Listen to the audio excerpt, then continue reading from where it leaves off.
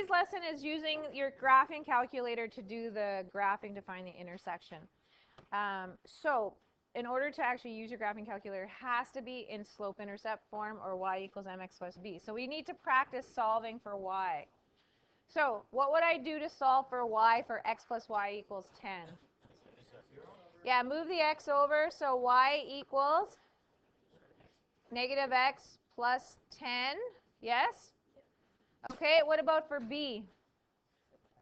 You need to subtract the 2x. So I get 3y equals negative 2x plus 6. Then what do we need to do? Divide by 3 to all of them, right? So if I divide this by 3, I get y equals. If I divide this by 3, what do I get? Negative 2 over 3x. And if I divide 6 by 3, what do I get? 2. Very good. Okay, next one. What do I do first? Subtract 3x. Some people don't realize that this minus sticks with the 2y. So watch that. Okay, does everybody see? When I subtract 3x, the 3x goes away, but that minus 2y is still there. So that means I'm not just dividing by 2 now. I am dividing by negative 2. So y equals, what do I get here? Positive 3 over 2x. And what do I get here? Minus 5. Very good. So sounds like everybody's pretty good about solving for y, because that's the big stumbling block for using your graphing calculator, is having it in y equals form. Okay, you can read this later if you want. Like when you forget everything I just taught you tonight when you're doing your homework, then you can go back to this. But we're going to kind of do it as we go here.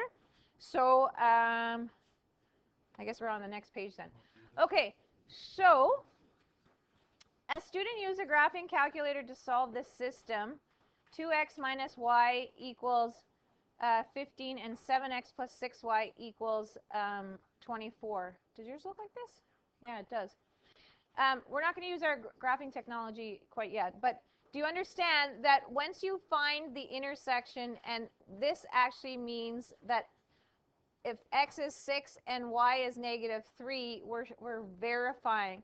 We already learned how to do this. We verify in one equation and we verify in the other equation. I cannot stress to you enough that if you verify and you've manipulated your equation to get into y equals form, when you're verifying, use the original question. Because if you get it wrong, it's probably because you solved for y wrong. You know what I'm saying? Your calculator is not going to be wrong. It's you that physically solve for y, or you punch something into your calculator, will be wrong. Okay? So my left side, if I substitute 6 in for x and minus 3 in for y, do you see I get 2 times 6 minus 3? And that's, see, they do it a little different than what I do. I usually just write it out and put equals with a question mark, but it doesn't really matter. Does everybody see my right side is 15? So I get 12 plus 3. So that means it's 15, yes. So that means it's equals. Does everybody see what I'm doing? I don't really like all these blanks here, but that's okay. So now the right side on this side is 24. So we're going to see if my left side equals 24. So 7 times 6 plus 6 times minus 3. So that's 42 minus 18. And what's 42 minus 18? 24. So that means for each equation, the left side equals the right side. So the solution is x equals 6 and y equals negative 3. You can state it that way, or you can state it as 6 comma minus 3. And that's how I want you to state it on your quiz, on your test, in a coordinate form. Okay, this is exciting. Let's do this. Now this is already solved for y. So it's pretty easy to punch into your calculator. So does anybody remember where I go to punch in to graph the, yes, we go to y equals, everybody with me, y equals, and if there's something in there, just delete it. And then the first equation is, sorry, 2x minus 5. Make sure you're using subtract 5, right? So 2, then do you see this x t theta n? That's your x. X, subtract, not minus, not the minus, it's subtract, and then 5. Enter. If you use minus 5, like the negative symbol, it'll actually multiply them together. You'll have negative 10x instead. Okay, for the people that have color, it'll automatically do different colors, so that's kind of nice. Okay, so the next one is 3x subtract 8. So 3, then the x, then subtract 8. And what did I say is the best viewing window usually to start with? Zoom 6, which is Zoom standard. So we do that.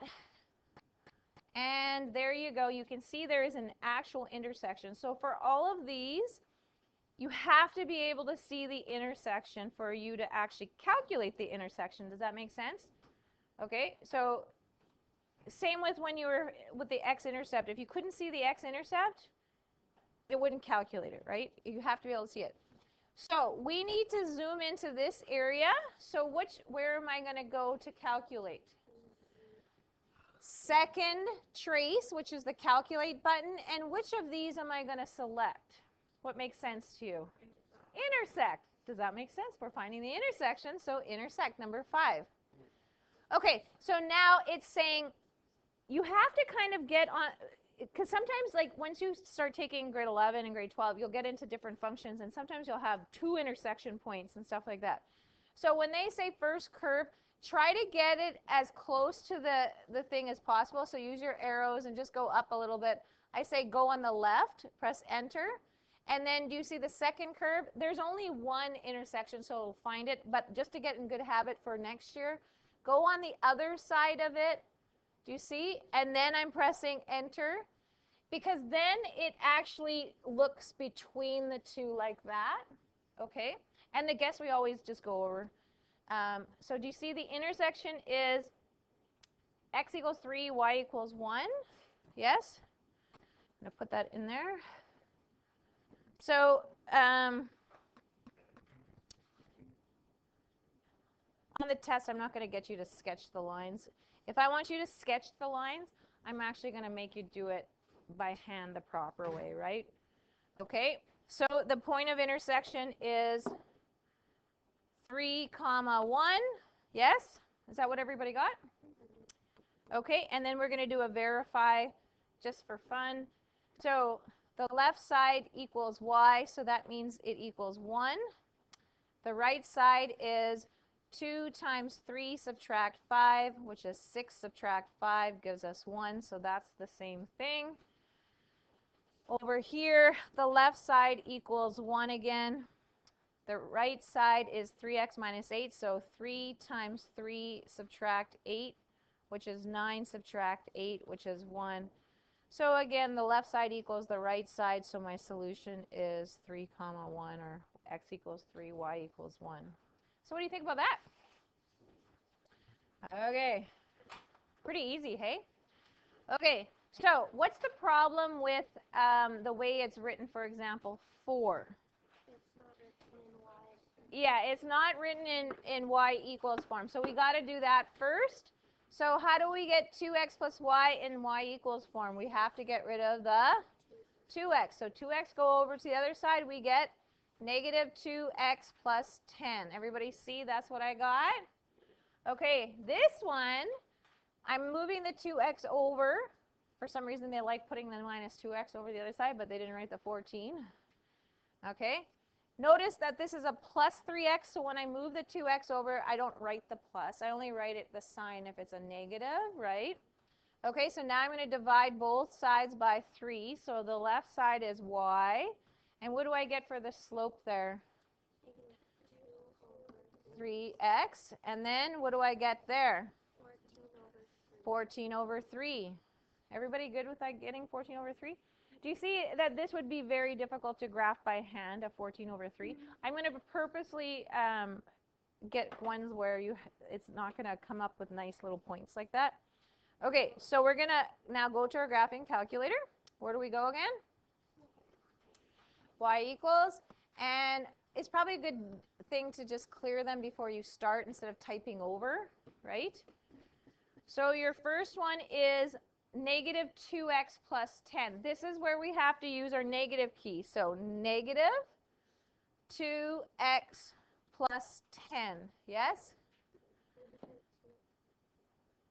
Right? I'm looking off of her paper here. So Does everybody see it's a negative? Yes? Okay. So then the next one is negative 2/3 x. So again, this is a negative. So negative 2 divided by 3. I hope everybody knows that's how you make the fraction. And then we put the x, and then it's plus 14 over 3. So 14 divided by 3. Okay. We're going to do Zoom 6 just to get on the same page again. And then if we can't see the intersection, oh, we can. If we can't see the intersection, we might zoom out or we might zoom over. Okay, so now what do we do if I want to find where they intersect? Yeah, second trace, which is the calc button, and I'm selecting number 5, which is the intersect. Again, go close to where the intersection is before you press enter. So enter, and then I always go on the other side. Because there's only one intersection, it'll be fine, but just to get in good habit. Did you get 4, 2? Did you think it was going to work out so nicely like that? Yeah? Okay.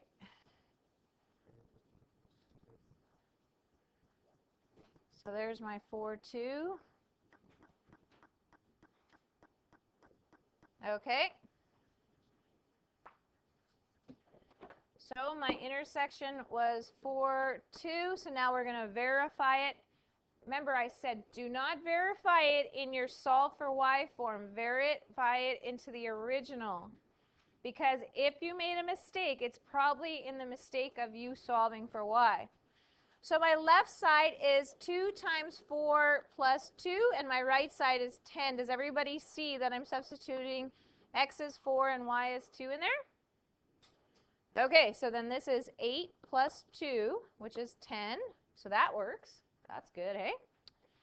And then my right side over here is 14, so this is going to be 2 times 4 plus 3 times 2. So then I get 8 plus 6, which is 14. So they equal each other. I highly, if you have time, to verify all your solutions, because that's how you're going to get 100%, right? Not because I'm looking for you to verify, but because you can ensure that you have the correct solution. And that's it.